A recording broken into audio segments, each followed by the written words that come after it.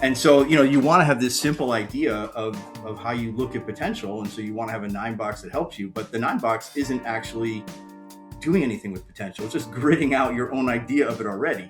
So that's sort of the second challenge. But I think people want to believe that high performers are going to do well. Always they like their high performers. They want to pay them well. They just want to say, hey, you're great. I'm going to pay you well and promote you. And then the challenge is, I think this is to your point, called they mix up the research, right? So people think that being successful in a current job means you're going to be successful in a future job.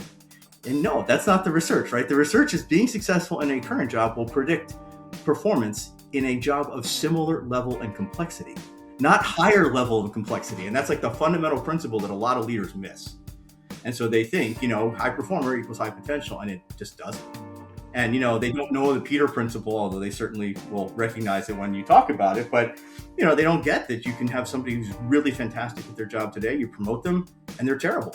They flame out. And that's because you didn't promote them based on potential. You promoted them based on performance. Well, and then there's the interesting notion around potential itself, which is, it's defined differently in different circumstances, but many organizations will say that you can do 1 or 2 levels, usually 2 levels above your current position.